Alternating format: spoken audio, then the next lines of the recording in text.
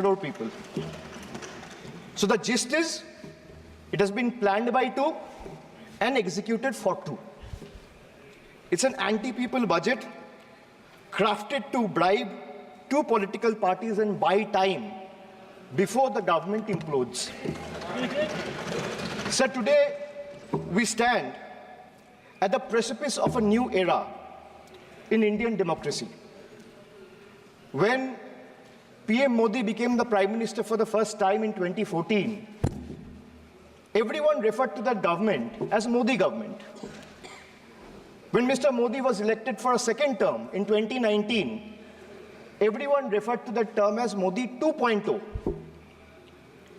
But on June 4, 2024, the people of India decisively rejected the Modi-led BJP government, which reigned supreme almost for a decade.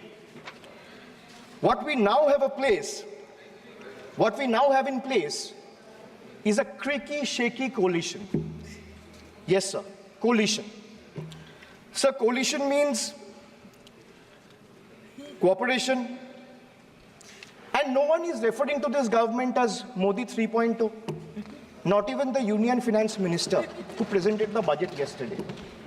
Not even the MPs of the BJP. Neither the Home Minister, nor the External Affairs Minister, nor the Defense Minister, nor the Panchayat Minister, nor the Health Minister, no one, sir. Even the BJP leaders are not referring to this as Modi 3.0. Sir, it's so uncertain and fragile that it can implode any time. Sir, as I was saying, coalition means cooperation. Coalition means collaboration. Coalition means cohesion. But after yesterday, one thing is very clear, sir. That coalition means appeasement and compensation. So that is very clear from the yesterday's budget. It's ironic that BJP, which decried of appeasement politics in the last 10 years, is now ensnared in its tentacles, as in the appeasement politics tentacles, trying to save its own chair. Waqt badal gaya hai, sir. This change is more than a paradigm shift in leadership. It's a clear rejection of authoritativeness. It's a rejection of arrogance, divisive politics, and empty promises. The message from the electorate of this country is loud and clear. Waqt badal gaya hai. Today is exactly 50 days since the rejection. But PM Modi refuses to accept the reality. He is running a coalition government, and he wants everyone to believe that sab changa si. Everything is good. So the defense minister is the same, the commerce minister is the same, the home minister is the same, the external affairs minister is the same, speaker is also same, the finance minister is also same. Sir, one thing has changed. I was sitting throughout when the budget was being read. Only the cheerleaders have gone down in numbers. वो bench बजाने वालों का थोड़ा number कमती हो गया है. The number of cheerleaders have gone down because the people of this country denied them an access to this temple of democracy, sir. This is a big change. Amidst all the failures in the last decade, the PM and his government achieved something truly remarkable.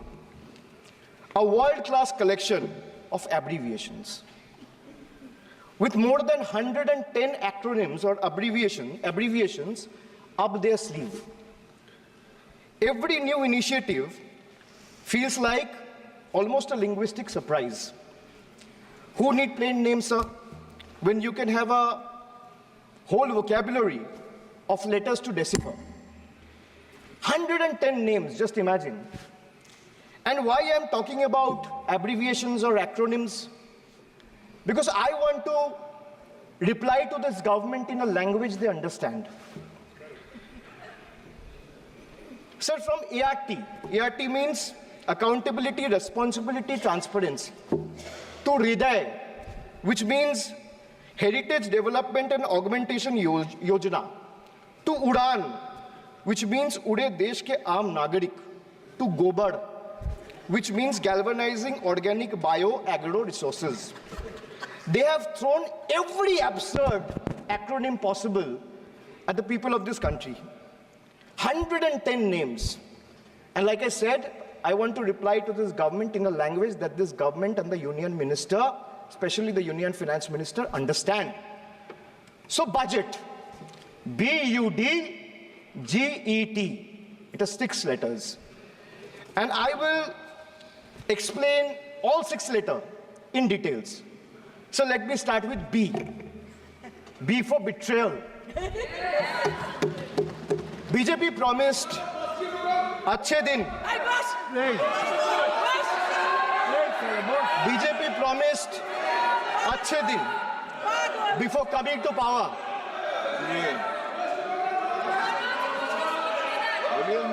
BJP promised अच्छे दिन before coming to power in 2014, sir. Sir, what has they done? What has they done? They have betrayed the citizens. They have betrayed the housewives, betrayed daily wage earners, betrayed farmers.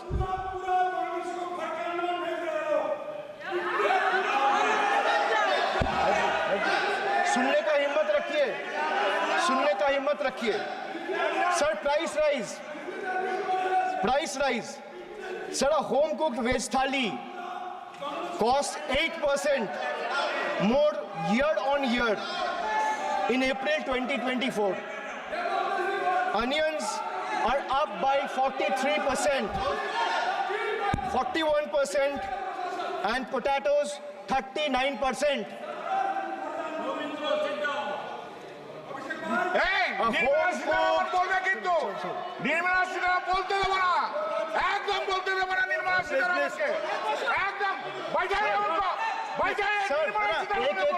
एक को बोलने की इजाजत है.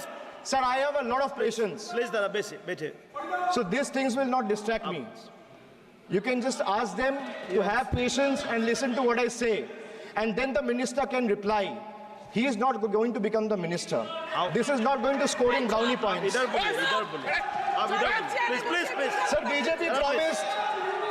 BJP promised अच्छे दिन before coming to power in 2014. Dada, please. But what has they done? Betrayed citizen, betrayed housewives, betrayed daily wage earners, betrayed farmers. Sir, price rise. A home-cooked veg thali costs 8% more year on year in April 2024.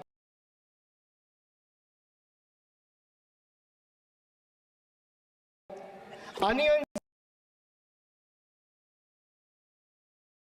up by 43%, tomatoes 41%, potatoes 39%, LPG gas cylinders prices crossed 1100 in 2023. Household savings plummeted to a 50-year low in 2023, with household debt reaching a record high of 39.1% of GDP in 2024. Sir, in case of earnings, 63 crore people earn less than 308 rupees a day, and 18 crore people earn less than 180 rupees a day. If the NDA government in the last 10 years had spent even a quarter of time it dedicated to political witch hunting and spreading communal hatred on addressing the real issue for the interest of the people, India would not be ranking 111th out of 125 countries in the global hunger index. These people sitting here in the treasury bench needs to know. So they betrayed the marginalized communities. They spoke about Sabka Saath, Sabka Vikas, which turned into जो हमारे साथ, हम उनके साथ, as admitted by BJP MLA and the leader of opposition in Bengal Assembly, and proved right by the failed finance minister of this failed government yesterday. It's a crime against scheduled caste and scheduled tribes, increased by 13% and 14% respectively from 2021 to 2023. Uttar Pradesh, they speak about double engine government. They're trying to defame Bengal. But let me give you a data which was given by the Social Empowerment Justice Ministry last year, which was given by the minister himself in Rajya Sabha in June 2023, which proves that Uttar Pradesh have the highest number of cases of atrocities against Dalit, Yes. followed by Rajasthan. Sir, who is in power in Uttar Pradesh and Rajasthan? Can these two who are shouting at the top of their voices answer? Who is the Chief Minister of Uttar Pradesh? Who is the Chief Minister of Rajasthan? After the Mangal Sutra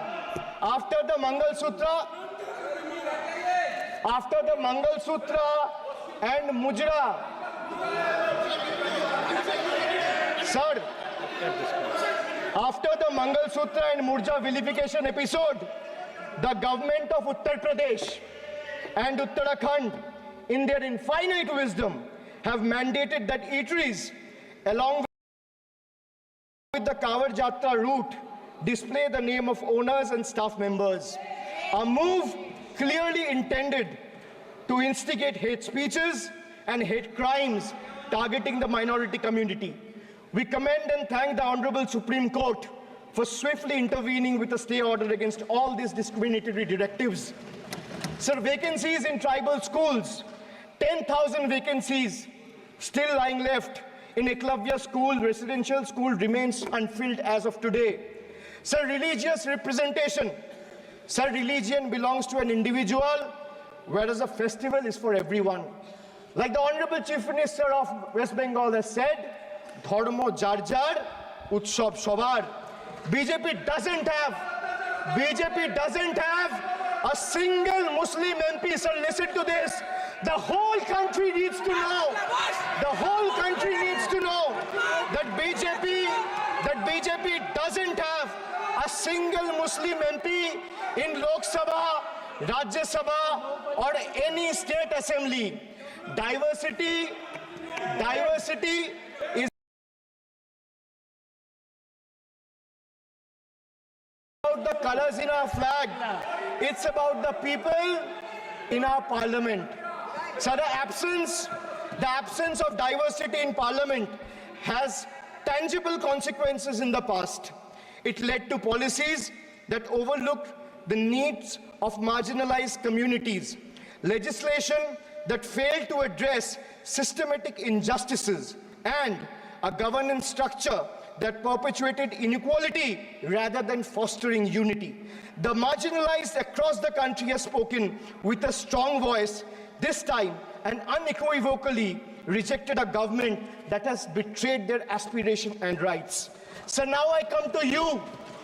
Budget ka B pe bola betrayal, ab U pe aata hu. Sir, U stand for unemployment. Unemployment rate in our country rose to an 8-month high of 9.2% in June 2024. Sir, youth unemployment, Modi ji ki तीसरी बार युवक अभी भी बेरोजगार. Sir, when we speak about youth unemployment, sir, look what unemployment has done to this country. This is the perfect example. Sir, they've gone mad. This is what unemployment has done, sir. सदस्य please Sir, Modi ji की तीसरी बार युवक अभी भी बेरोजगार. एक minute आप जैसे सुन के आए हैं ऐसे भी ये लोग भी सुन के आए हैं तो रेस्पेक्ट ईच अदर. तो आप थोड़ा सा इस भाषा का देखो प्लीज. मोदी जी की तीसरी बार प्लीज मोदी जी की तीसरी बार आप लोग बैठे अभिषेक जी प्लीज कंटिन्यू. आप मोदी जी की तीसरी बार युवक अभी भी बेरोजगार. Sir, among graduates, it was 13% in 22-23. Among postgraduates and above, it was 12.1% in 22-23. The Skill India mission aimed to train 400 million people by 2022, but only 14 million received training by 2024. The target still remains a distant dream. The Honorable Finance Minister announced 2 lakh crore package for 5 schemes on job and skilling of 4 crore 10 lakh youth. BJP had previously promised 2 crore jobs a year. They are nowhere close to meeting the target, and now they are setting unrealistic targets. These young people don't want to listen to budget speeches. The young people of this country, the young India, doesn't want to listen to your rhetoric, doesn't want to listen to your empty promises, doesn't want to listen to your 90-minute long budget speeches. They want jobs, J-O-B-S. So women unemployment rate for women living in urban India soared to 22.7%. Beti Bachao, Beti Padhao. But they forgot to mention about Beti ko Naukri Dilao. On the other hand, you see what's happening in Bengal. Kanyashri scholarship scheme touched the lives of 85 lakh girls and won the UN Public Service Award. Said this award was not handed over by any Tom, Dick or Harry. It won the UN Public Service Award. Over 2 crore 20 lakh women have been financially empowered through schemes like Lakhir Bhandar, financial assistance of 12,000 annually for general category and 14,400 for SC/ST women. Many other states are also rolling out similar schemes. So make it a national model. I'll appeal to the Honorable Finance Minister. I humbly urge the government to set aside arrogance and embrace willingness to learn from successful practices, integrating them into our approach. Sir, only 3 states in the country have enterprises where women own more than 3 out of 10 establishments. And these 3 states are Telangana, West Bengal, and Karnataka. It's not coincidental, sir, that all 3 states are governed by non-BJP political parties. And I have no qualms or hesitation in saying that BJP and women empowerment simply don't align and is rather paradoxical. So now I come to D, deprive, like the Honorable Member has deprived his wife. Yes. So D for deprive. Yes. You spent 20,000 crore on revamping Central Vista. You did this to improve the homes of the rich, influential, and powerful. What have you done for the homeless in the cities, in the towns, in the villages?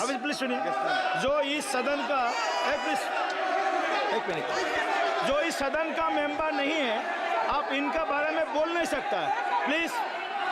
ये sir record से निकाल दिया जाएगा, ये record से निकाल दिया जाएगा। जो इस सदन का मेंबर नहीं है, you please don't mention, please दादा प्लीज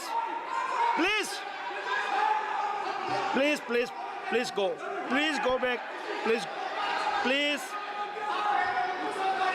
आपको प्लीज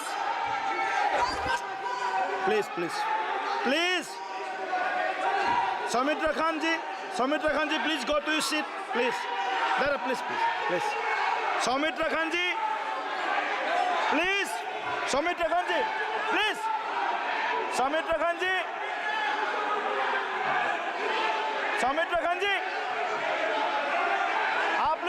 आप लोग भी बैठे, हम आसान से खड़ा हो गया। आप ठीक है साहब, ये उतार दीजिए, please Saumitra Khan ji.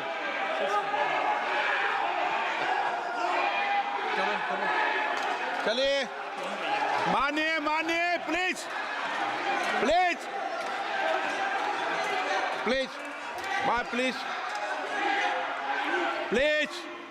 Kalyan ji please, आपके सदस्य बोल रहे हैं, आपके सदस्य बोल रहे प्लीज। एक चीज सर, मैं एक चीज स्पष्ट कर देता हूँ सर। चेयरमैन सर ने बोला जो इस सदन की मेंबर नहीं है, एक मिनट, सदस्य नहीं है। एक मिनट सर एक बार सुन हाँ लीजिए। एक मिनट प्लीज, माननीय सदस्य आप भी बैठ जाए। एक मिनट माननीय सदस्यगण, हमें ये प्रयास करना चाहिए कि जो इस सदन का सदस्य नहीं हो उसके बारे में टिप्पणी नहीं करें, सभी लोग इसकी पालन करने का प्रयास करें। सर मैं एक प्लीज प्लीज बोल दिया ना सबको, बोल दिया। सर आप हम लोग को बोलते हैं, बीजेपी लोग जब करते हैं आप लोग कुछ नहीं बोलते। क्यों नहीं? एक मिनट, क्यों नहीं? Why this आप उनको नहीं बोलने देना चाहते, आप उनको डिस्टरबेंस कर रहे हैं। प्लीज अभिषेक जी एक मिनट, अभिषेक जी एक मिनट। मैंने सभी माननीय सदस्यों को, आप डायरेक्शन देंगे क्या मुझे? नो, प्लीज बैठिए, प्लीज माननीय, ऐसे मत कीजिए प्लीज, ऐसे माननीय सदस्य मेरे मत थपाइए। जब आपको बोल दिया बैठना है तो बैठना है। अभिषेक जी मैं एक चीज से स्पष्ट करता हूँ। ऑनरेबल चेयरमैन सर ने बोला जो इस सदन के सदस्य नहीं है, कोई भी सदस्य उनके खिलाफ कोई टिप्पणी नहीं करेगा। सर मैं आपसे इतना पूछना चाहता हूँ, पश्चिम बंगाल के चीफ मिनिस्टर ममता बनर्जी सदन के सदस्य है?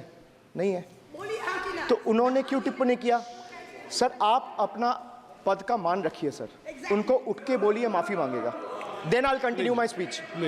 No sir, you have to intervene. Sir, you're the speaker. You are the speaker of this house. No sir. एक मिनट प्लीज, मैं हाथ जोड़ के बड़े जंतु, আমি प्लीज प्लीज प्लीज आग्रह करता हूं, विनम्र रूप से मैं आग्रह करता हूं सर, उनको बोलिए आप स्पीकर के नाते, अध्यक्ष के नाते, इस सदन का गरिमा के लिए आप उनको बोलिए उठ के वो माफी मांगेगा। नहीं प्लीज प्लीज, आपको कंटिन्यूस करना है तो करिए। उनका नाम सदन के रिकॉर्ड से निकाल दिया है, नहीं करना है तो आप डायरेक्शन मत दिए कि उनको माफी मंगाइए। आप मुझे डायरेक्शन नहीं दे सकते। मैंने उनका नाम निकाल दिया, ऐसे कई बार हुआ है सदन में, पहले निकाल दिया।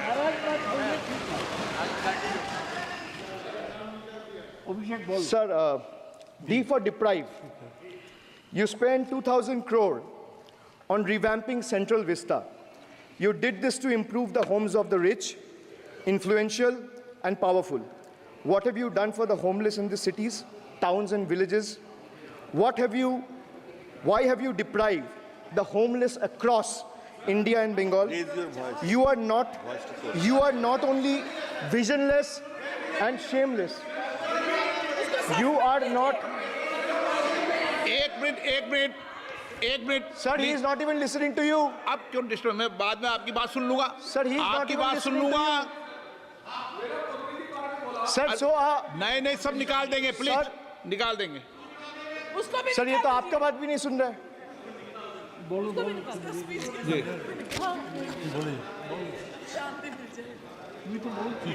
Depriving rural poor, Modi ji की तीसरी बार गरीबों के ऊपर लगातार अत्याचार।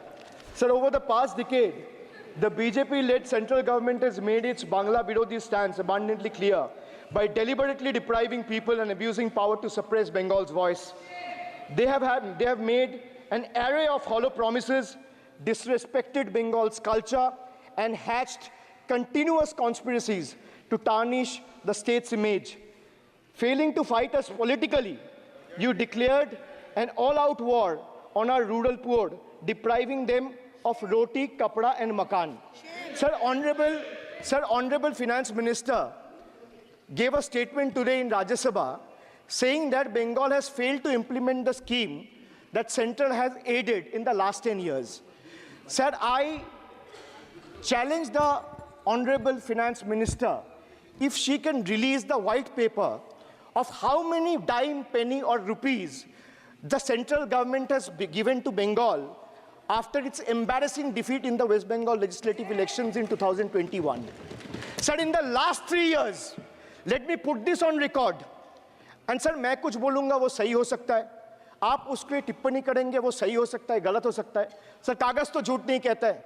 मैं बस इतना कह रहा हूं कि 2021 में आपने बंगाल में हारने के बाद आपने मनरेगा के लिए बंगाल में कितना पैसा दिया, और आवास योजना में 2021-22, 22-23, 23-24 फाइनेंशियल वर्ष में आपने अगर साबित कर दिया व्हाइट पेपर रिलीज करके कि 10 पैसा दिया है, 10 पैसा। सर देखिए मैं व्हाइट पेपर मांग रहा हूं, ये चिल्ला रहे, अरे भैया व्हाइट पेपर दे दो, व्हाइट पेपर दे दो, कहानी खत्म। सर जिसके पास कागज नहीं होगा, सर व्हाइट पेपर मांग रहे, सर व्हाइट पेपर मांग रहे, चिल्ला रहे, इनके पास कागज नहीं है और पूरा देश से कागज मांग रहा है सीए का नाम पे। ये बीजेपी है, ये बीजेपी है। आप बीच बीच में मत टोकिए। Sir, Manrega funds to the tune of 6,913 crore have been forcefully withheld, denying wages to more than 59 lakh workers over the past 3 years. Sir, 11 lakh 36,000 eligible families have been deprived of a roof over their heads, as 8,140 crore rupees under PM Awas Yojana have been deliberately halted.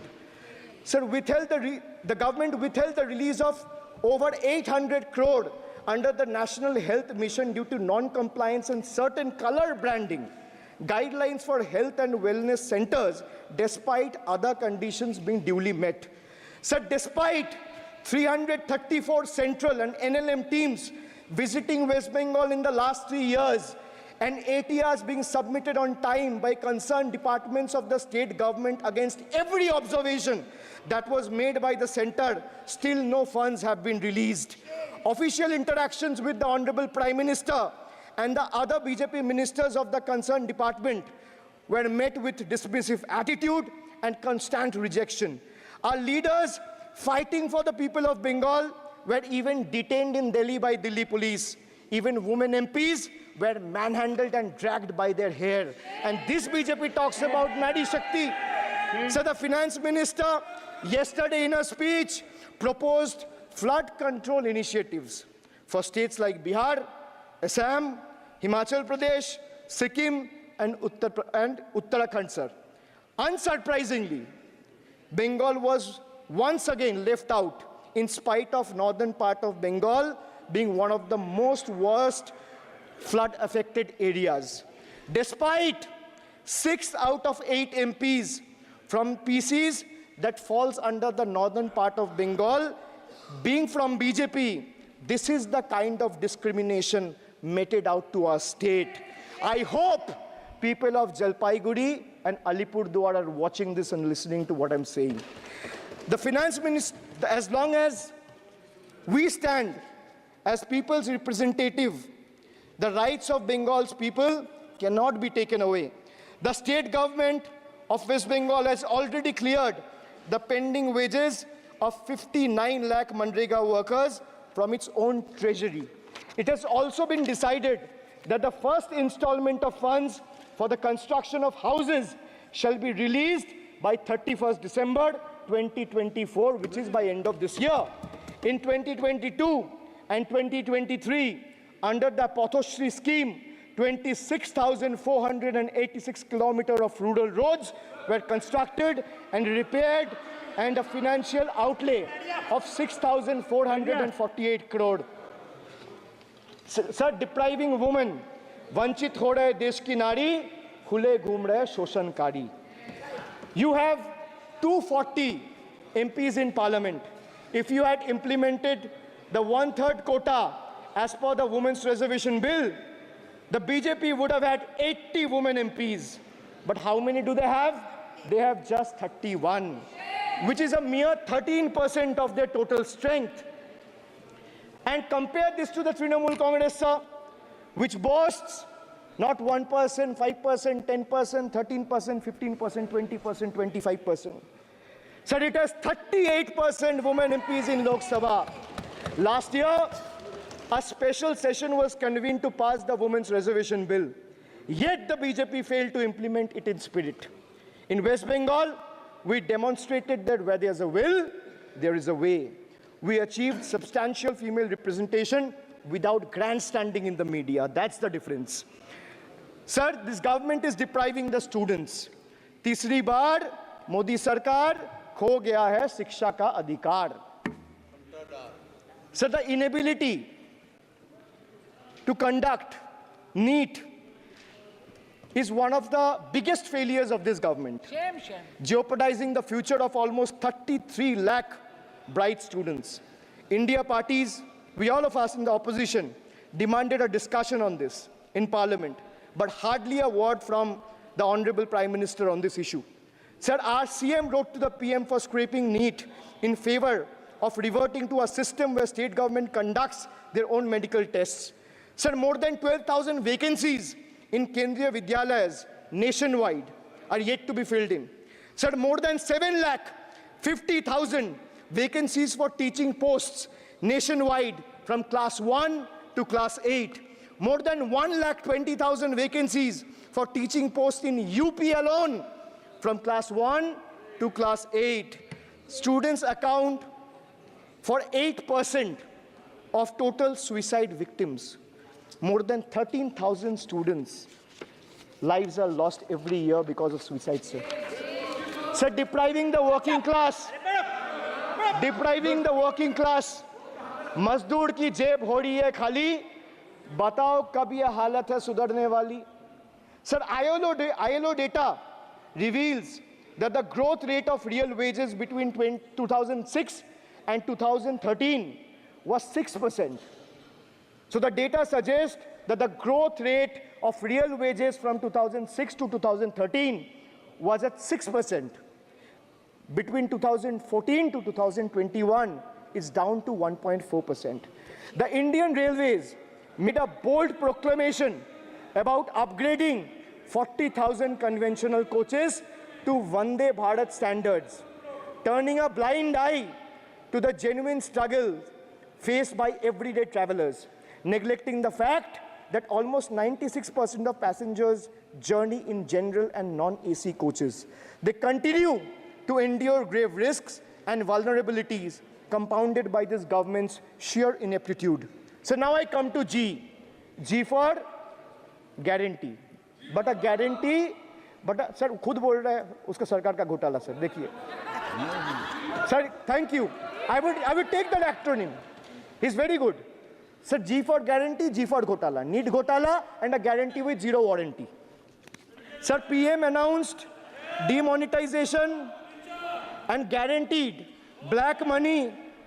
भैया कितना self goal दोगे? हरा दिया था तो एक बार कितना self goal दोगे? देते रहो. आपको ही डांट पड़ेगी. आपस में बात करते हैं. PM announced demonetization and guaranteed that black money would be wiped out. Sir, he failed. Sir, why I say guarantee with zero warranty? Why I say guarantee with zero warranty? Because PM announced demonetization. He said black money will be wiped out. Sir, this government failed. 99% of the black money came back into circulation and is in the system now. Sir, he guaranteed that terrorism would be curbed. Again failed. There has been 26 terror attacks in Jammu and Kashmir in the last 6 months. Sir, guaranteed to create 25 crore jobs in 2014. Failed. In 2023, the government admitted that in the last 10 years, only 1 crore jobs were created. Sir, guaranteed everyone will have a house.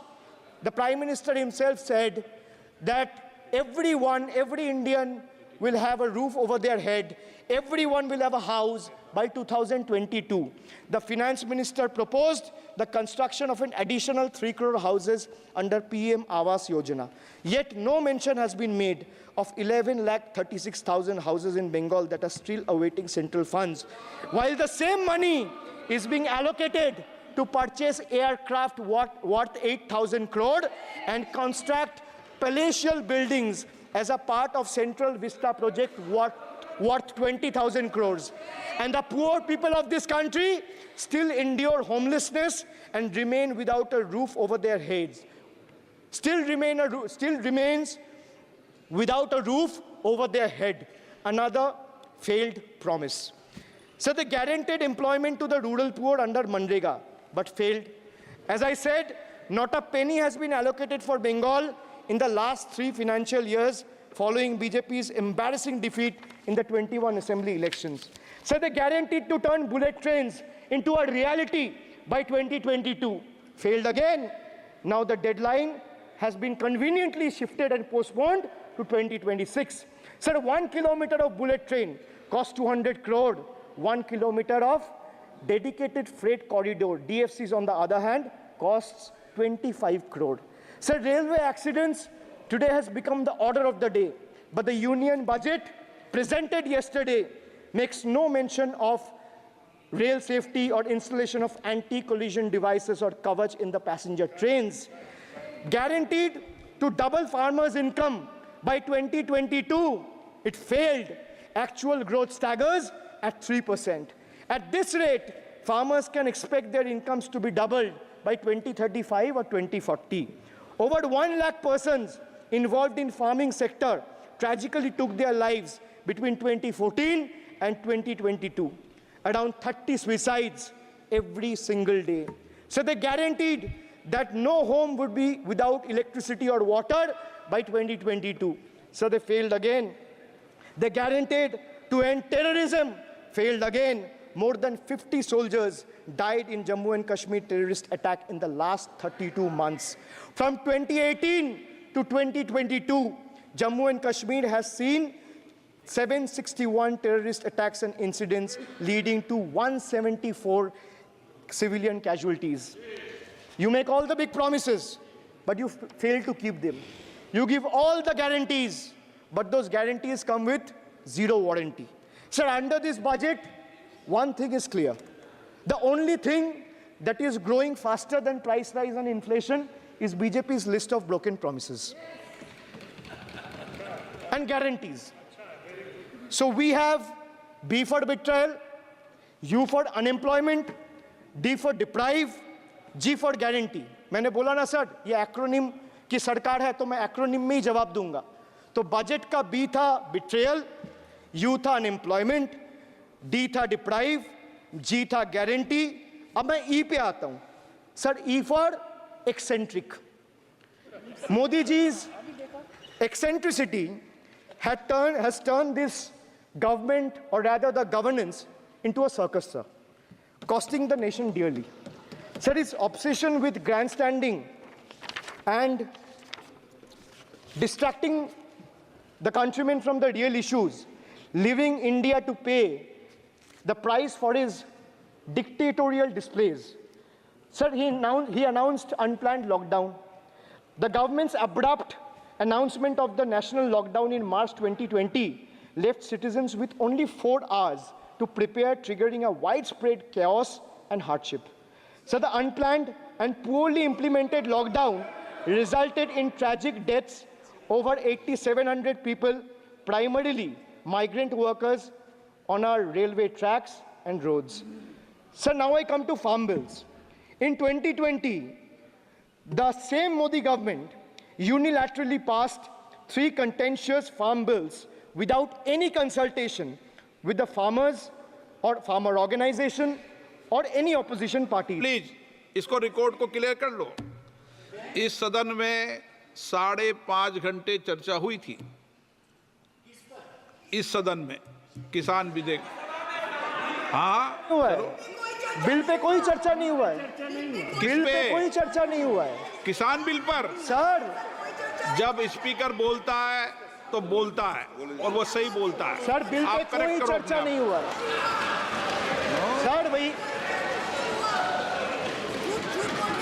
इनका ताली बजाना खत्म हो जाए तो नहीं मैं नहीं, बताऊं. पर माने सर आपने ये सदन का याद दिलाया ना. एक मिनट माने सदस्य. सर आपने ये सदन का एक याद मिनट दिलाया. माने सदस्य, जब मैं बोल रहा हूं तो मैं कभी गलत नहीं बोलता. सर आप मुझे एक चीज बता दीजिए. इस सदन में जो लोग ताली बजा रहे हैं, एक सेकंड सर, इस सदन में जो लोग ताली बजा रहे हैं, 700 फार्मर्स मारे गए, उनको मौत की घाट उतारा गया. सर एक मिनट, एक आदमी ने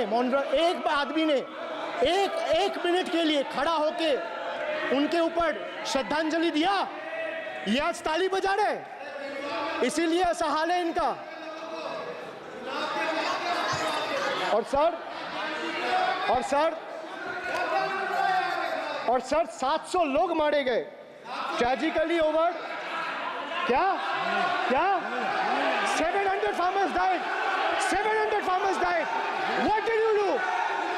You people have blood on your hands. You people have blood on your hands. You people have blood on your hands. In 2020, sir, this contentious farm bills ए, चुप रहो। क्या were करता है? passed without any consultation with the opposition parties or farmers' organization. Sir, these bills sparked massive protests as farmers.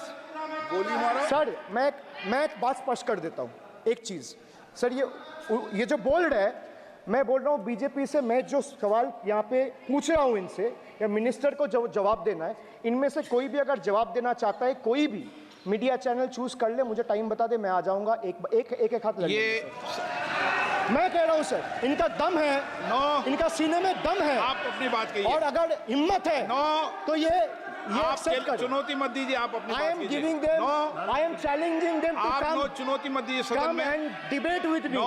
ये बार चुनौती देना या चुनौती सदन में नहीं Sir,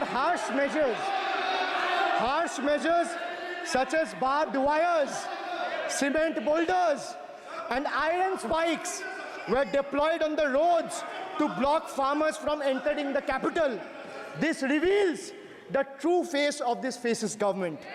Sir, demonetization. In November 2016, the union government demonetized 500 rupees and 1000 rupees currency notes. Ostensibly, क्या? You don't know that the demonetization was done in 2016. Sir, this government demonetized 500 rupees and 1000 rupees note. Sir, ये मुझ पे आरोप लगा रहा है मैं पढ़ के बोल रहा हूँ पीएम टेलीप्रॉम्प्टर से बोलते हैं सर प्राइम मिनिस्टर टेलीप्रॉम्प्टर से बोलते हैं डेटा तो मैं पढ़ के ही बोलूंगा सर अपना नेता को जाके ज्ञान दो अरे अपना नेता को जाके ज्ञान दो चर्चा मत करो आप अपनी बात कीजिए आप अपनी बात कीजिए Sir, demonetization was brought to combat black money. It was brought to combat corruption. It was brought to combat terrorism. However, the move resulted in a severe cash crunch and significant economic destruction.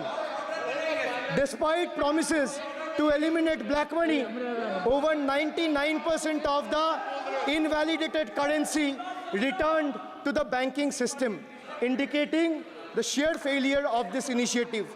So shockingly, counterfeit notes increased by 10.7% in 22, with fake 500 rupees note rising to 101.93% and 2000 rupees note by 54%.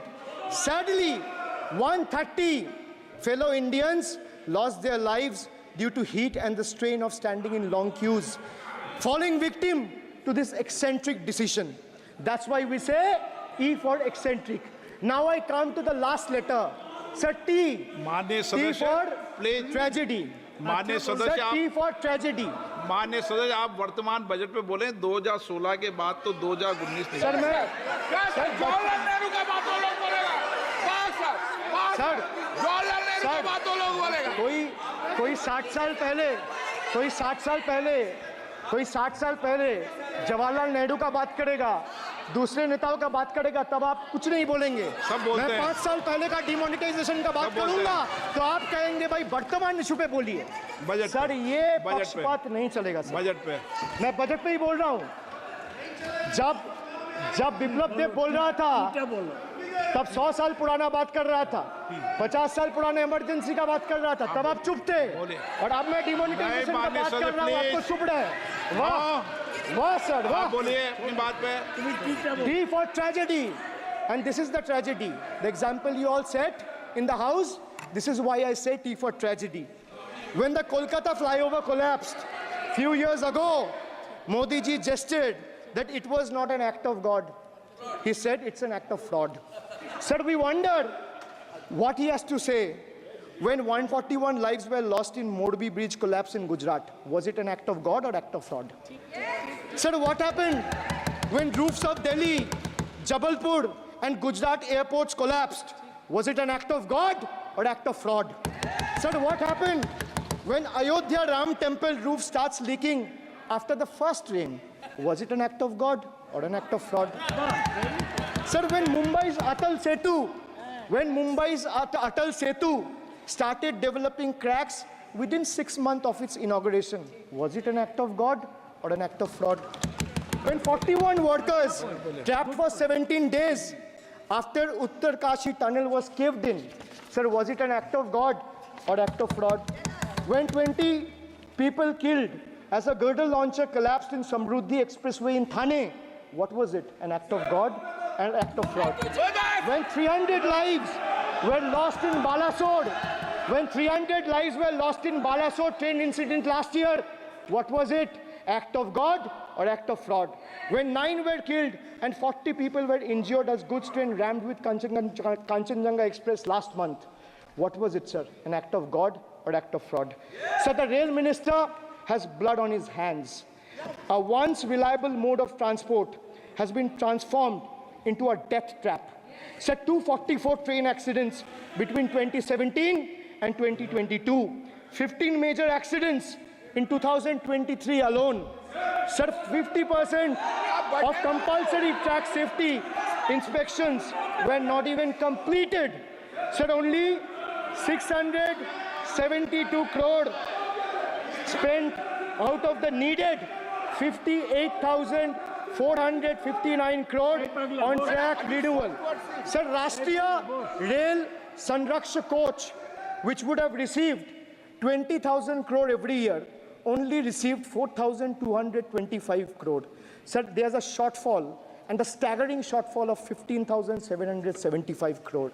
Sir, Manipur is burning over the last almost 1.5 years. More than 200 killings, 70,000 displacements, 1,000 homes wrecked. Sir, no mention of the word Manipur in the union budget. Sir, another tragedy of this government is weaponization of central agencies. Sir, another tragedy of this government has been the weaponization of central agencies to carry out politically motivated witch hunts against opposition leaders, like many of us, including me. Sir, they didn't stop at me or my wife, my elderly parents, my PA, my advocate, even my 11-year-old daughter and 4-year-old son were not spared. Sir, you tried. Sir, the BJP tried to make an example out of me by setting an example for the rest of the country to see, by letting ED and CBI go after me. Sir, but what did the people do? देश में जनता मालिक है, कोई नेता मालिक नहीं है. The people of Bengal and the people of my constituency elected me third time with a margin of 710,000 votes, setting an example for Narendra Modi, Amit Shah and the minions of BJP and the rest of the country to see. This is the people's power. Sir, if I'll have to bow, I'll bow before the power of the people. I will not bow before the people in power. These people needs to understand. Sir, India's national debt today stands at a staggering 169 lakh crore. The finance minister needs to know this. Before you ridicule Bengal for a debt of 6 lakh crore, the budget has predominantly, like I said, is anti-Bengal and anti-people. Even though the state elected 12 BJP MPs as compared to 3 in Andhra Pradesh, you still have the guts and gall to overlook West Bengal, and you will get a befitting reply again. Perhaps the central government would have benefited drawing inspiration from West Bengal budget for the year 2024-2025. Sir, our budget stood out for its inclusive approach, introducing new schemes while enhancing the incentives of the existing ones. It comprehensively addressed the needs of every section of the society, ensuring support for women, youth, students, fishermen, and artisans alike. By prioritizing equitable growth and social welfare, it has set a commendable example of governance focused on holistic development of the people. So, sir, I have explained to this august House, including the Finance Minister, who is sadly not present in the House, BUDGET. I repeat again, B for betrayal, U for unemployment, D for deprive, G for ghotala and guarantee, and E for eccentric, and T for tragedy. Sir, the Finance Minister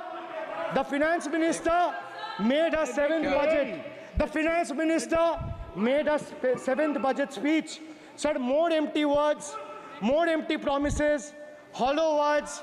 This budget has got more fiction than finance. I have exposed the track record of this government, sir, on promises, on governance, on guarantees, and on targets.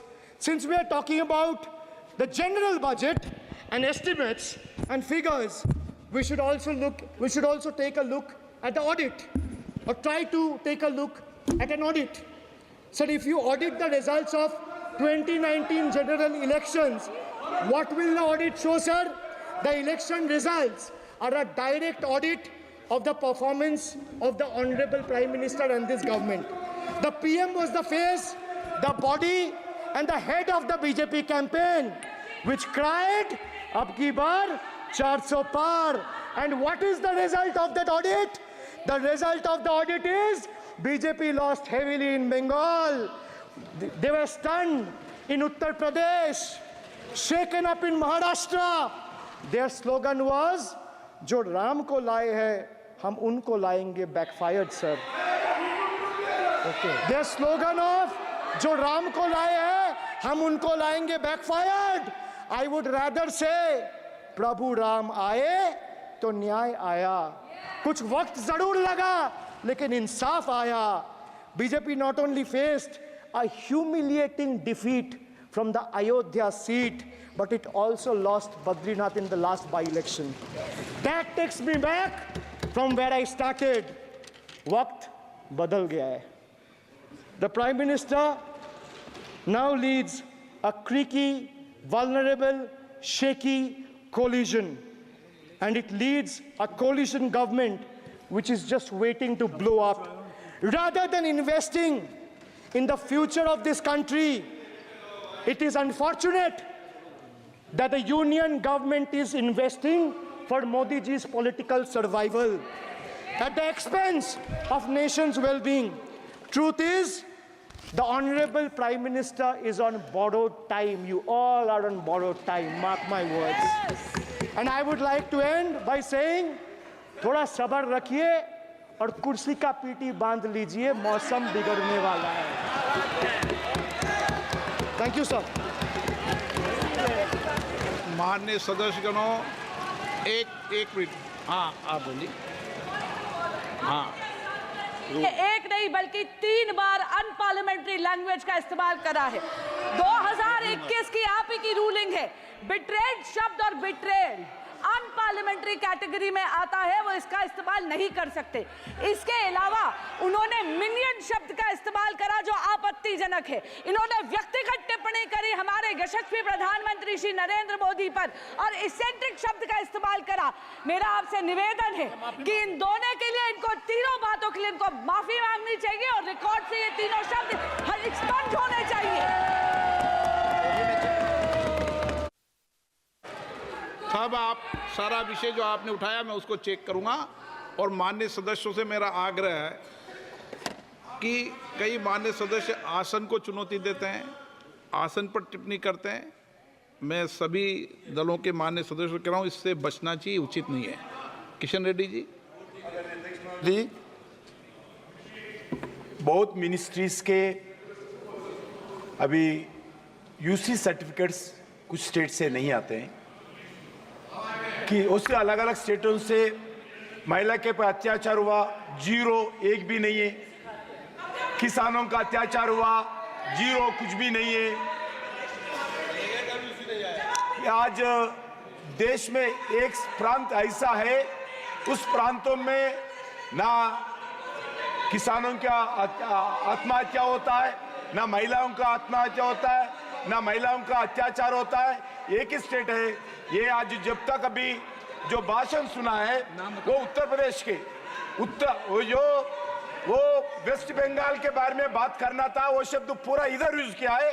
ये पूरा भाषण जो अभिषेक बनर्जी दिए आदरणीय सदस्यों, पूरा भाषण वो वेस्ट बंगाल के सरकार के लिए है, भारत सरकार के लिए नहीं है, पूरा वेस्ट बंगाल के सरकार के लिए है। वो भरत मारण जी, दयानिधि मारण जी,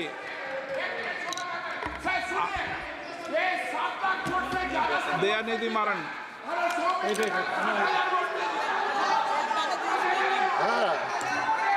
ಮೊದಲು ಬೇರೆ ಬೇರೆ ಸುಮ್ಮನೆ sir please please submit sir Dayanidhi Maran ji, please please please Kalyan ji please please Kalyan ji please बैठिए। कल्याण जी आपका वोट हो गया, आप भी बैठिए अभी। दयानिधि मारण जी प्लीज। வணக்கம் சார், வாழ்க தமிழ். சார், நான் தமிழனாக பிறக்கவில்லையே, அடுத்த ஜென்மத்திலாவது நான் தமிழனாக பிறக்க வேண்டும். தமிழ் உலகத்திலே சிறந்த மொழி, அந்த பாக்கியம் எனக்கு கிடைக்கவில்லையே என்று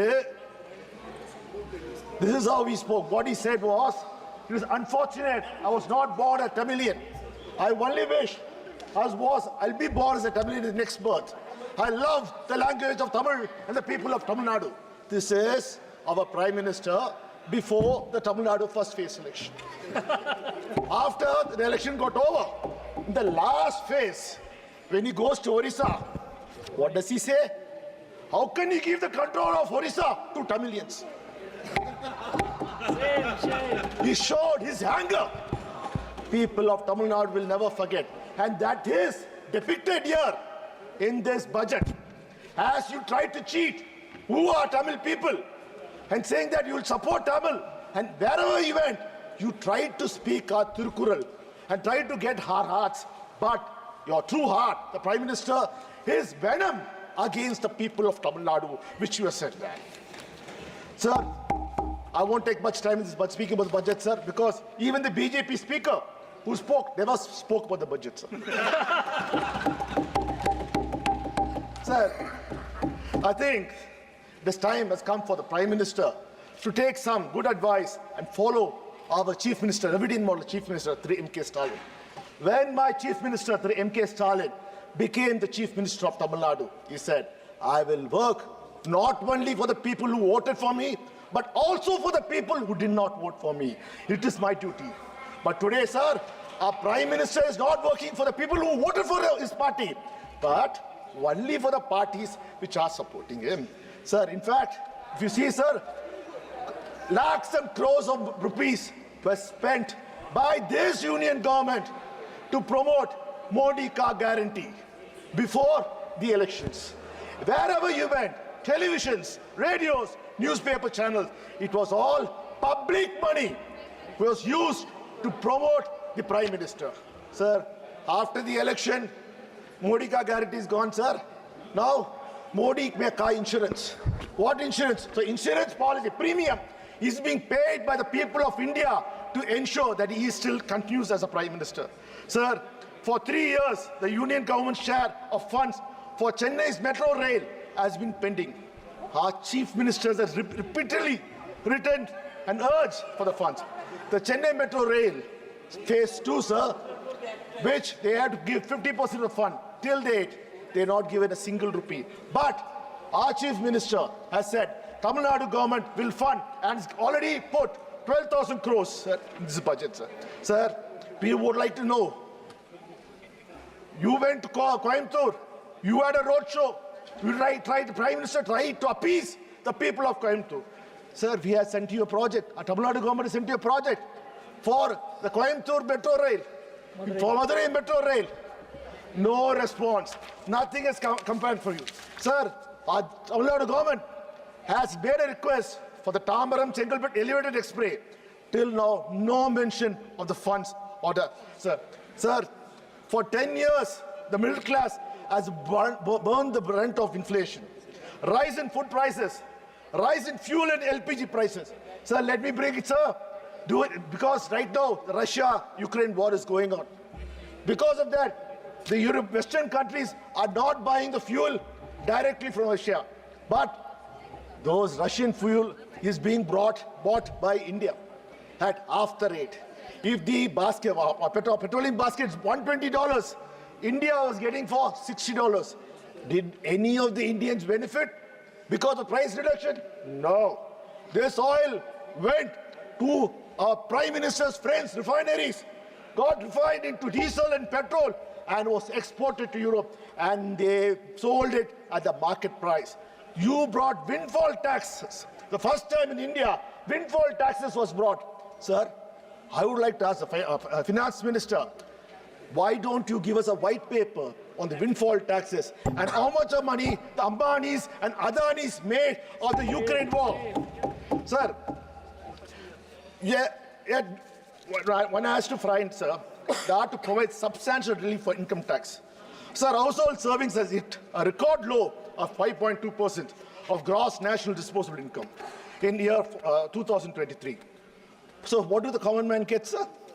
A saving of 1,458 rupees per month. That is the savings they are talking about, sir. Sir, you have announced targeted programs, irrigation and flood mitigation. Bihar gets the Koshi, Mehichi, Indra State Link. Assam, Sikkim and Uttarakhand are getting assistance for flood management. Himachal is getting assistance for reconstruction and rehabilitation. Sir, what about Tamil Nadu, sir? Sir, we had the worst floods in Chennai. Sir, in Thoothukudi, we had floods which has never seen for 150 years. The finance minister, Mrs. Birla Sitaraman, she came, she went and saw with her friends, and she said she was amongst her friends. And there, she appealed with the people, yes, we will do something. Till now, not a single rupee had come. And in fact, sir, she visited temples there and asked the residents, do not put money into the undial. Give the money directly to the priest. Is that the way a finance minister behaves, sir? Will it be okay, sir, if I go tell my people of Tamil Nadu, don't pay taxes to the union government? Because all the money goes to other states, doesn't come to Tamil Nadu. That's not a way I elected, sorry, she's not, she's a selected person. So she's a selected person will begin.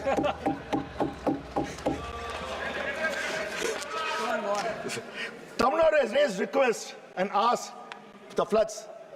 Our chief minister made multiple visits to meet the Prime Minister and made a demand for 37,000 crores as disaster relief.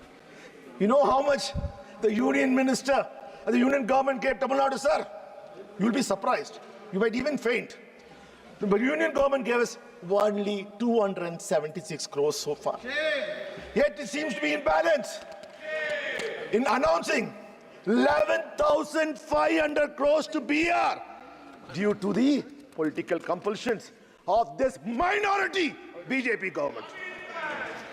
Sir, when there was flood in Gujarat, the Prime Minister went there the very next day and announced a slew of support measures up to 1,000 crores immediately.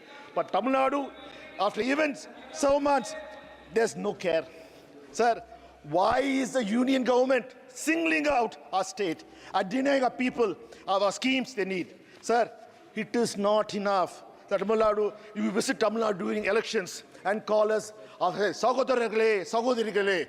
Sir, people of Tamil Nadu will never, ever forgive you for this betrayal. Sir, while I'm happy, sir, the BJP has finally taken a cue and following the footsteps of our Honorable Chief Minister, the Deputy Model Chief Minister, M.K. Stalin, sir, by copying his pioneering scheme. Sir, the scale that you have announced is unbecoming at the union. Sir, take for example, the skill development scheme, which the budget says. In the budget, the finance minister says it will train 20 lakh people in a year's time. But my Dravidian model chief minister, M.K. Stalin, is already introduced a scheme of training 15 lakh youth in a year. A state government is training 15 lakhs. A union government with all the resources is only training 20 lakhs a year, sir. Sir, they've also taken a trademark revenue scheme like the state-run hostels for women, the Tori hostels, that was implemented by our chief minister. So we welcome it. This should in fact be named as a Dravidian model hostels for the women throughout the country, sir. Because the credit goes to our chief minister who first implemented it in Tamil Nadu. Again, sir, another scheme, non-Mudalvan scheme, which is now repacked as upskilling program. Even the India Alliance of ensuring apprenticeship and employment-linked incentive has been taken up, sir. Good for them. They're copying this, sir. But I need to remind, when the in a Congress manifesto announced this, what did Mrs. Nirmala Sitharaman said? It is unimplementable. What happened now? Probably, I think, sir, she thought it was not brought by Nehruji. Now, because, sir, the BJP has surprisingly managed to get very few votes in Tamil Nadu, sir. I feel bad for them, sir. In the previous 2019, they were competing with Nota. But this time, sir, Tamil Nadu people have given a little more. But, sir, the way this... But, sir, this time we got 40 out of 40. You got 0. Not a single seat could you win. Sir, you think people of Tamil Nadu will forgive you for this traitry? You're being so vicious against the people of Tamil Nadu. Sir, but for Andhra Pradesh, the South has been ignored. You announced a slew of schemes for your allies in BR and Andhra. But Tamil Nadu, Kerala, Telangana, and Karnataka have been completely ignored. Sir, we have no issues, sir. Please, we want you to support Andhra Pradesh. We want you to support BR. We are not against it. But do not penalize others. Yes. Do not penalize other states. This reflects very poorly on you, sir. Sir, I thought Mrs. Nirmala Sitharaman was a very learned person. She has come out with a new policy, New East angle. Sir, yesterday I was scratching my head and wondering, what is the New East? The New East of India, Bihar comes, Andhra Pradesh comes, West Bengal doesn't come, sir, and Tamil Nadu is sharing border with Andhra Pradesh, and we don't come. So, whenever convenient, she is using it. Sir, there's a saying in Tamil, sir, "Enakku vandha ratham, unakku vandha takkali chutney." That means if I get injured, blood comes for me, but if you do something, it's only a tomato chutney. Sir, I remember, sir, probably Mrs. Nirmala Sitharaman is suffering from selective amnesia or dementia. I do not know. In 2014, you had Chandrababu Naidu Garu as your alliance partner. We all know how badly he was treated. He had to give 2 choices for the ministry. He even had a choice to pick who the minister, what portfolio could be. He had come for the swearing-in ceremony. Then alone he knew that one of his choice is going to become a minister, and that to the same civil aviation was given to them. That time, sir, the chief minister of Andhra Pradesh, Thru Chandrababu Naidu Garu, wanted an appointment with the Prime Minister Modi. He had to wait 4 months. 4 months he had to wait to get an appointment with Modi. For what? Special status for Andhra Pradesh. What all you are giving now, he wanted 10 years back, but what did our Prime Minister do in 2019, sir?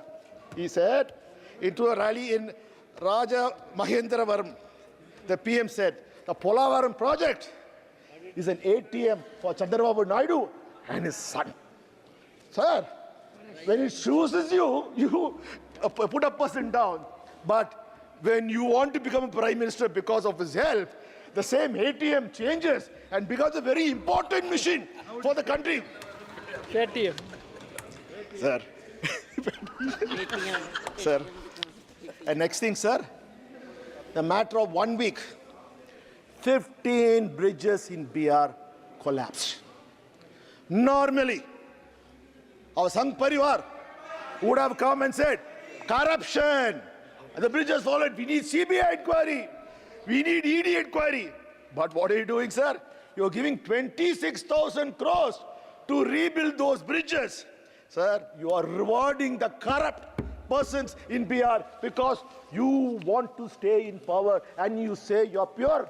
How can we accept that, sir? Sir, there was a lot of hope in the budget.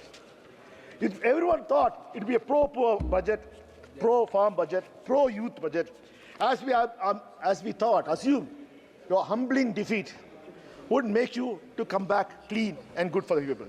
Sir, expenditure on social service is crucial for a developing nation like India. It is the only tool we have to eradicate poverty, develop better health infrastructure, and provide a safety net for the most vulnerable. As per the government estimates, sir, they always compare the amount spent this year versus the last year to show how overall the welfare expenditure has grown at a CAGR of 12.8% in education. Sir, education by 9.4, health by 15.8, and claim is a record expenditure. Sir, the devil is in the details. Looking at the figure in terms of percentage of total expenditure reveals a different story. Sir, expenditure on education was just around 1.9% for the year 2017-18, which has fallen to 1.7 in 2023-24. Medical and public expenditure has decreased from 0.8 to 0.16. Welfare schemes for the scheduled castes, scheduled tribes and minorities have declined from 0.16 to 0.13. There is no mention of census. This is the fifth budget being presented without the census. This is the first government since independence that has failed to conduct a census even 3 years after the pandemic. Sir, you compare yourself with other countries. I'm going to become the fifth largest economy in the world. Sir, 143 countries in the world after the pandemic have conducted the census successfully and managed to get the data. So what does it mean? The government doesn't know how many people to plan for, what the state of human resources are, what the demography and economic structure are at the local, regional and national levels. So how can we expect effective policy making for this government? One wonders if you're avoiding to conduct census because of the pressure from within your dependable allies for a caste-based census. Sir, budget lets down the poor, fails to address the growing economic equality. Sir, usually GDP, sir, when Manmohan Singh, as the Prime Minister, former Prime Minister, took over, sir, the GDP in 2004 was 54.8 lakh crores rupees. Sir, GDP usually doubles every 10 years. When Manmohan Singh left at 2014, and the great Prime Minister Modi took in 2014, it was 105.27 lakh crores, literally doubled. Sir, that means after 10 years, let's do the maths. You should have doubled. You should have been more than 200 crores, sir. A GDP, 200 lakh crores. But your governance has brought in for 2023-24, it is only 173.82 lakh crores, sir. This shows that you are not performing as you claim to. Budgets are aimed to stimulate growth. The economic survey says India's real GDP grew by 8.2% for the year, financial year 24, marking a growth of over 7% for the third consecutive year. It forecasts that in a modest 6.5 to 7%. Sir, but what is growth? It is just the increase of a size of economy, or is it equitable distribution of wealth from the growth? Who's benefiting from the growth? Sir, is the 3.44 crore people living in extremely poverty in country. After all, they are the ones most affected by macroeconomics indicators like inflation in food prices. While headlines and core inflation have eased to 5.1% and 3.1% respectively, the consumer food price index remains high at 9.4% in June 2024. Economic inequality has widened significantly over the past under the BJP's crony capitalism government. The wealth of Indian billionaires has increased, that means Modi's friends, has increased by 35% in 2020 alone, while millions were pushed into poverty due to the pandemic. Reports indicates that 10% of the population holds 77% of the national wealth, highlighting a severe disparity in income distribution. There is another outstanding statistics with with this as well. By 22-23, the top 10% of the country's population has 22.6% of all income and own 40% of all the wealth of the country. Sir, this is worse than the colonial era. This is worse than the British Raj. This is how the BJP is taking our country. Sir, youth and employment data. So this is the elephant in the room. Despite promises to create 2 crore jobs annually, the reality been starkly different. The unemployment rate rose by 40 here I for 6.1 in 2018 to 17.8, sir. It peaked, sir. This was much before the pandemic. So we can't blame the global situation. Today the situation is worse. One side, the Ministry of Labour and Employment is saying that as per the latest available periodic labour force survey, reports that estimate unemployment rate on usual status of person of age 15 years and above was 4.2 in 2021, 4.1 in 22, and 3.2 in 23, respectively. Sir, but the data from the Centre for Monitoring Indian Economy, an independent think tank, says the unemployment rate was 8% in 2020-21, 5.9% in 21-22, and 7.3% in 2022-23.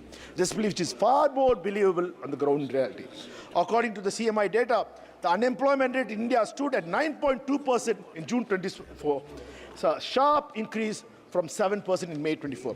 CMI Consumer Pyramid Household shows that the female unemployment reached 18.5%, exceeding the national average in June 24. This up from 15.1% the same period last year.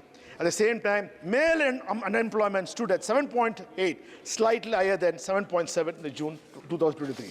Sir, why the labour participation rate rose to 41.4% in June 2024 from 40% in May and up from 39% in June? The rural unemployment rate rose to 9.3 in June from 6.3 in May.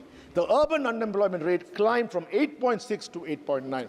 The contrast sharply with figures of 2014, where the unemployment rate was 5.44 during the UPA regime. So the finance ministers have highlighted the BJP's 9 crucial priorities for transforming India into a developed country by 2047.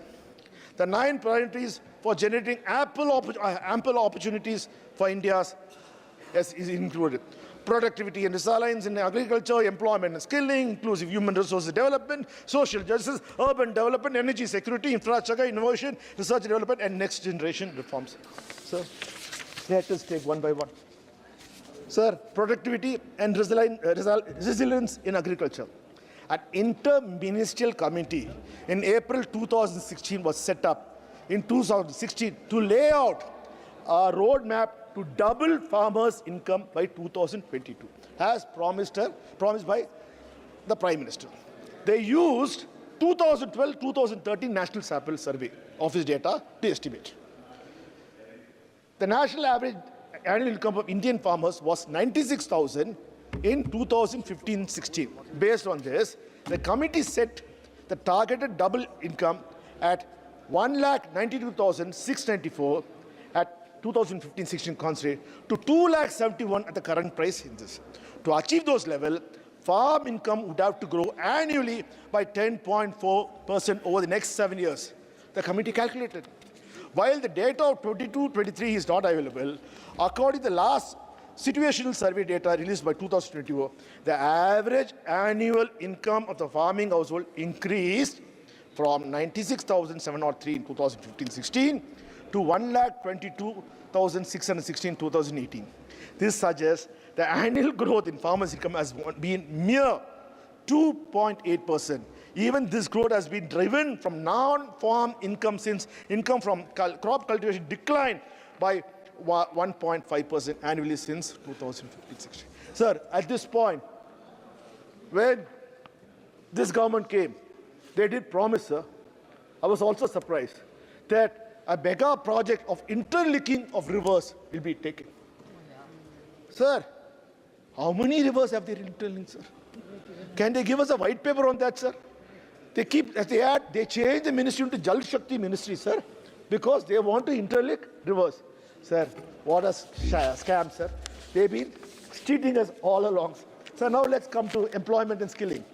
So I've already presented my case of unemployment issues and lack of scale in skill development issues. I remind you again, the budget says it will take 20 lakh youth across the country, while my state, my chief minister, the revenue policy minister, through MK Stalin, is providing training for 15 lakh youths per year. So there's a wide gap from a state to a country.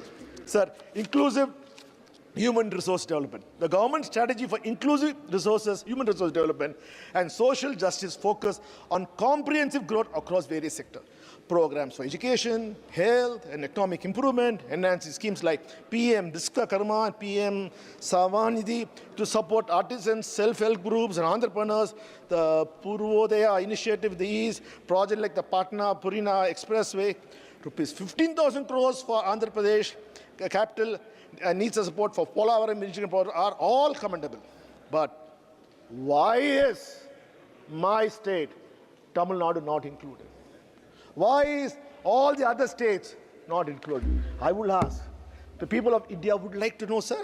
Whereas the report card of, sir, for how similar schemes are fared the past, many questions on these topics have only given vague data on funding and outcomes. Sir, India's public healthcare remains underfunded and overburdened. The country's healthcare expenditure is still averaging around 1.28% of the GDP, much lower than the global average of 6%. Rural areas face severe shortage of doctors and medical facilities. So how exactly will you have inclusive human resource development? Sir, let's come to social justice. Caste-based discrimination and social inequalities persist.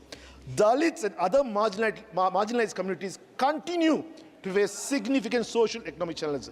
Inclusive policies and robust implementations are needed to ensure social justice. But all we see is welfare schemes being ignored and spending being cut for these sections that requires a social security or a safety net. Sir, we from Tamil Nadu, our Chief Minister, have been repeatedly explained how NEET is an anti-social justice. Yet, you still remain adamant on not abolishing it. Sir, our Speaker comes from Kota. This is his constituency. Every year, more than 22 students commit suicide because of their fear of facing NEET. Same thing is coming for a state. Sir, this is the future of our children. Your arrogance should not come in the way. Sir, this is not what we want. Sir, this is anti-social. This is against the social development. I hope you open your eyes. After all the scams, do not cover it up and try to push it. Sir, next is they're talking about urban development. You refuse to fund our Chennai Metro Bridge projects or any other metro projects. Lower the state with construction bills for housing projects. The air quality index, AQI's major cities continue to be accelerated and deforestation rates have increased. Smart City mission has been extended till March 2025 after the June deadline was missed. Smart Cities allocation slashed from 2,400 crores for the year 25 from 8,000 crores. You say more resources will be allocated for urban rejuvenation mission, which is more about improving the living condition of the urban poor in the city. But during the course of the election, we saw in Chennai when Prime Minister Modi went for a roadshow from his favorite area of Mismambalam, and he had to cross my constituency where people are staying, poor people are staying in the slum board houses. Cloths were put, like what they did for Namashetram. They didn't want people to see the poor of Gujarat. The poor of Chennai were covered. This is the condition what they said. Sir, I would like to know, what happened to your pipe drinking water to every house? Nothing has been happening, sir. Sir, PM is talking about energy security. Sir, FM has announced a diversified energy plan focused on small modular nuclear reactors, rooftop solar plants, and development of indigenous technology for advanced ultra super critical thermal power plants with much higher efficiency. Can we have the data on how much of this funding will be allocated to each state and how the criteria of selecting the project for each state will be decided? Sir, as of June, about 54.5% of India's power comes from thermal sources like coal, gas, and diesel, while 45.5% comes from non-fossil sources, which includes 1.8% nuclear power capacity. According to the Power Ministry, how does the FM plan to alter this drastically in a short period? What happens the state decide not to opt for small modular nuclear reactors and want to pursue with alternate sources, is there a mechanism for how this announcement will be implemented? So there is no announcement related to ambitious green hydrogen mission, which got 600 crores the interim budget. No announcement related to electric vehicles in FAME 3, which will be critical to not just cleaner environment, but also industry. What about the funding of harnessing of offshore wind energy production? Sir, infrastructure, sir. FM has announced 11.11 lakh crores for capital expenditure for 2024-25. Road and railway projects are to get nearly 50% of this outlay. The massive slash in social sector spending over the years, coupled with the unimaginative move to push capex once again in the latest union budget, has become a trademark of BJP budget that does little for the common man people of this country. The budget capital expenditure is about 17% more compared to the actual expenditure of 9.48 lakh crores last year. FM has once again bet on increased capital expenditure spending, but little to show how it has helped deliver results. The two most powerful indicators of revival capital expenditure cycles are acceleration and completion of investment projects. And in this increase is net fixed asset of non-financial companies. We are yet to see any result for the capex investment for the last few years. So how can we be sure? We must also not forget the large capital expenditure is at the cost of welfare. There have been significant cuts in major schemes and no investment in key sectors like healthcare and education. Similarly, schemes for minorities, the disabled, the pensioners, for the elderly, have all been summarily reduced. In addition, the rise in price over the past 5 years means that every rupee buys less than it did in 2019. This deadly combination of insufficient funding and rising inflation directly hurts our nation's poorest and most disadvantaged. It will only aggravate existing crises such as inflation, historically high unemployment, and low savings in the country. So this push for infrastructure comes at a large cost. What will we see the results of massive capital expenditure, capital spending by BJP? Sir, now let's come to innovation development. Everyone will be in support of, sir, all of us will be supporting fostering indigenous innovation and research. But the union government follow through with sufficient and consistent funding. Anushandan National Research Fund for basic research and prototype development is to be operationalized. How does the government propose to do this? Is there a roadmap in place? Financing pool of 1 lakh crore for spurring private sector-driven research and innovations at commercial scale is commendable. But where are the funds for such announcement going to come from? So let's go for next generation reform. How does the government plan to ensure uniform implementation of land and labor reforms across states, given the varying levels of infrastructure and government capabilities? How does the union government plan to structure the fiscal support for states? What criteria will be used to determine the allocation of funds? How will the government address the digital divide, particularly in the rural areas, to ensure the benefits of digitized land records and GIS mapping are accessible to all citizens? How will the government involve various stakeholders, including the farmers, labor unions, industry representatives, in reform process to ensure the concerns suggestions are adequately addressed? We already saw how your farm laws backfired due to lack of consultations.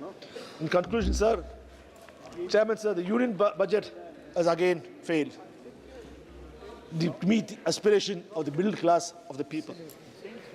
Sir, one would like to ask, today, nearly 4 lakh crores has been promised as a subsidy for Andhra Pradesh and for Bihar to support you being the Prime Minister. I would like to ask, from where is the money going to come? At whose cost are you going to do this? Sir, I again will demand, again we would like to say, sir, sir, very well, sir. Please sir, conclude. As point, we are supporting you. We are supporting you. We are supporting you. We are supporting.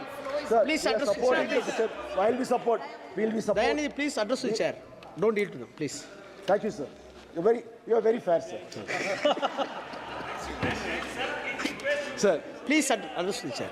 sir, at this point, while I conclude, all I say, our demands from our Chief Minister, Sir M.K. Stalin, are genuine. It's for our people. Tamil Nadu has risen as a primary state, as the #1 state in Tamil Nadu in governance and ensuring development takes place. But why are you penalizing us? Because we didn't elect you. We didn't elect you because you are two-faced. You always want to use us, abuse us. You want to split us in the name of religion, caste, and you want to make sure that you discriminate us by birth. And you do never like. Till now, how many times the Prime Minister said he likes Tamil language, he loves Tamil language. What has he done for our Tamil language or for the people of Tamil Nadu? This is what we say in Tamil Nadu. Vaila vada sudran varthan Modi. That is the reason people of Tamil Nadu. Okay, I'll explain it again. He fries vada through his mouth, not through the oil. And now he doesn't even give the vada to us. He takes and he eats himself. Sir, I humbly request that people of Tamil Nadu are watching you. Do not try to punish them. If you punish Tamil Nadu, then India will not grow. If India has to grow, Tamil Nadu has to grow. Sir, while I conclude, I want to conclude with the last. Sir, the people of Tamil Nadu have one more great fear with our Prime Minister. In 2014, when the Prime Minister first entered the Parliament, he came to the old Parliament. He fell flat at the Parliament and took the blessings of the Parliament in 2014. Sir, now that Parliament is no more. Now, sir, 2024, sir, the Prime Minister took blessing from the Constitution. He took the Constitution book and took all his blessings. Sir, the people of Tamil Nadu, the people of country are worried. Please do not destroy the Constitution. Thank you, sir. Sri M. Sri Bharat. Sri Bharat, please.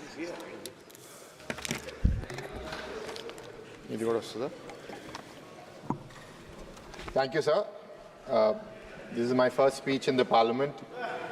I've heard many learned members speak today, and I'm not as prepared for countering many of the things that were said, but I think as we speak in the future, I'll learn from it. But I think the takeaway is that politics are different, times change, and when we point fingers at someone, there's 4 fingers pointing back at us. And I think I'll speak about those as we proceed into the future. I'd like to start off by thanking the Honorable Prime Minister and the Finance Minister for their visionary budget, which exemplifies the government's unwavering commitment to Viksit Bharat and the goal of making India a $30 trillion economy by 2047, and also making it the 3rd largest economy by 2027. There were things that were said by members of the opposition. I'd like to highlight some of them, that the government today is not a stable government. I'd like to remind everyone that when UPA 2 came into power in 2009, the UPA didn't get the magic numbers. They were under 273, and they had to take external support of other parties to form the government. Compared to the times then and parties over here that were part of that alliance, we are much stronger now than they were then. I'd like to also highlight that what we're doing now is the alliance is based on pre-election agreement between the political parties, and we've all come together based on the needs of our respective states. And I'll come back to why Andhra Pradesh needs help and what the challenges we've faced over the last 5 years. But I'd like to highlight certain aspects of the budget, I think, which will help us become Viksit Bharat by 2047. I'd like to start off with the focus on infrastructure, on capital expenditure. The 11.11 crores that have been committed to capital expenditure is about 12% greater than what there was committed last year. And I'd also like to appreciate the 1.5 lakh crores that have been given interest-free for multiple states across the country to leverage to build their own infrastructure. I'd like to also acknowledge the budget given for rural Bharat through the allocation of 2.66 lakh crores. I'd like to, in particular, appreciate the government for recognizing the challenges of the MSME sector by basically providing end-to-end support, from the new credit assessment for giving about 100 crores of loan without collateral, from giving support to stressed MSMEs during their times of difficulty, to giving them access to funds. I think the MSMEs are the backbone of the country, because across rural and urban areas, there's millions of MSMEs across the country that need that help. But through this development, we are not leaving people behind because there are allegations of price rise and inflation. I'd like to remind here that the average inflation in the NDA government over the last 10 years has been about 5% as per the World Economic Outlook. But during the UPA regime of 4 to 14, the inflation was 7.5%. So there's a 2.5% average lower number of inflation in the last 10 years compared to the UPA regime from 4 to 14. So whatever complaints that the opposition has about price rise, I think they're pointing a lot more fingers at themselves. I think the commitment of the government to give budget support to 1 crore families for building housing, both in urban and rural areas, is much appreciated, and we look forward to getting that benefit in Andhra Pradesh also. I think the continued welfare support through the Pradhan Mantri Garib Kalyan Anna Yojana to 80 crore people and continuing that for 5 more years, we appreciate that. And I'd like to specifically mention the water management that the city of Visakhapatnam that I represent is covered in that. Having told the entire parliament during the campaign and also having contested in 2019, this is an acute shortage and acute challenge that we face in our city with sewage and solid waste treatment issues. I'd like to also highlight the solar plan of providing about 1 crore houses with solar rooftops and about 300 units of electricity free. So I think through this, the government is providing development and providing support to not only the wealthy, but also to the poor and to people all around the country. And I hope that as the country keeps moving forward, we support many others. We've given a basic standard of living through these various initiatives. We've focused on infrastructure, we've focused on economic growth. But then the question is about equity. How are we giving opportunity to different people around the country? There are different things that the budget has spoken about. One, which was very interesting, was about being able to provide internship opportunities to 1 crore youth across the country, to start with in the 500 top companies, but I hope that it gets spread to other companies. And the budget outlay in terms of giving a one-time joining of 6,000 rupees and a monthly benefit of about 5,000 rupees. I'd like to appreciate the intention to set up 1,000 ITIs in the hub and spoke model across the country and to train 20 lakh youth in skilling. I think it's a much needed initiative. Being a person who is in higher education myself, I'd like to in particular appreciate the intention to give loan support of about 10 lakh rupees to every student who wants to pursue higher education in domestic institutions, and also giving 3% subvention on interest. Because I did my undergrad in the US, I lead a university in India today with about 30,000 students. I've seen over the last 2 decades that increasingly the number of assets that one holds is going down, and most people have to take debt to educate their children. And today, I don't want India to go into a place where the United States is right now, which is rising debt trap in the student community. And I think if you see the major expenditure that any household incurs is on education and on healthcare. So this important scheme coming in the higher education is much appreciated. And I also would like to briefly mention some initiatives in the Atmanirbhar Bharat intentionality, which is about making ourselves self-sufficient on the semiconductors and the entire technology sector because of the challenges we've seen in the pandemic and in general in the global uncertainty.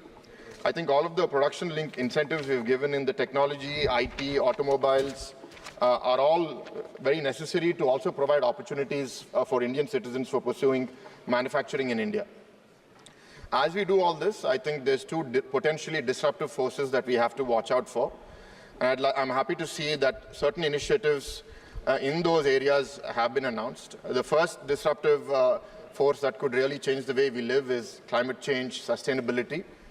Because while we may be ignorant to the incremental damage to the environment, we're all seeing the way cyclones and hurricanes and storms and earthquakes are happening around the world. So investments into that areas like bringing clean energy, doubling the budget from 10,000 crores to close to 20,000 crores on new and renewable energy, almost increasing the nuclear power investments by 400% from about 500 to 2,000 crores, and increasing the solar grid capacity. And looking at the overall renewable energy capacity, in 2014 we were 76 gigawatts. Now we have come to close to 200 gigawatts. So the government is delivering on its stated intention, and I think it will keep doing so over the next 5 years. I'd like to also specifically mention, while it's a small investment into the space, the VC fund that has been set up for 1,000 crores, I think is very important because as we exhaust our natural resources and as we look at beyond the Earth. I think investing into space startups and potentially living on other planets down the line will not be an impossibility, and it will be a possibility, and I'm glad that India is joining that. So, having seen this, I'd like to also highlight the second potentially disruptive and also potentially very dangerous thing if we don't manage it well is artificial intelligence. The Government of India approved the India AI mission in March 2024 with a budget outlay of about 10,000 crores over the next 5 years. I'd like to request that we put specific focus and research on the impact on the labor markets through the advancement of AI, the regulations we need to put in place to ensure that AI doesn't overtake the way our labor market functions, and also to invest into research on how we skill our workforce to deal with AI in the future. As far as the state of Andhra Pradesh is concerned that I represent in the Parliament of Visakhapatnam, I'd like to specifically appreciate the Honorable Finance Minister Nirmala Sitharaman ji and our Prime Minister Modi ji for the support of 15,000 crores that's been announced for Amravati in the current financial year, and the commitment to allocate more in the coming years, because Amravati is a project that's very historic and unique. We've received about 33,000 acres from over 30,000 farmers without taking a single rupee upfront, with the trust that we will develop and give back a world-class capital. But due to the damage of the last 5 years in the previous government, we've lost that ability to do it. So we need the support of the centre, and we appreciate the centre's response to that. Also, we'd like to appreciate the government's stance on Polavaram and saying that it's not just the lifeline for Andhra Pradesh, but a lifeline for the country, because it can provide food security for the entire country. And really appreciate the government's commitment to financing and ensuring the early completion of Polavaram irrigation project in the state of Andhra Pradesh. As far as industrial development and infrastructure goes, there was mention of the Koparthi node, the Oracle node in the Visakhapatnam-Chennai industrial corridor and the Hyderabad-Bangalore industrial corridor. We'd like to work closely with the central government in ensuring that these are a reality in the very near future. We'd like to appreciate the grants for the backward regions, Rayalaseema, Prakasham and North Coastal Andhra, which I represent, getting the grants continuously over the next 5 years. And we look forward to overall getting all aspects of the AP Reorganization Act being implemented in letter and spirit, and we appreciate the Finance Minister for that support. I'd like to also specifically mention something that was mentioned in the beginning of the the budget speech and somewhere in the middle, which is about the seafood exports. Andhra Pradesh now exports close to 40% of the seafood in India out of the $8 billion industry.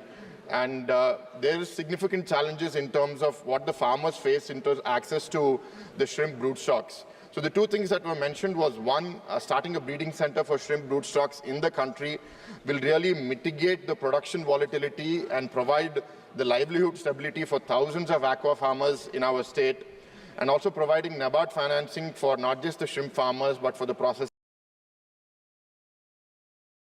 and for the exporters. So we thank the government for that support. And I'd like to highlight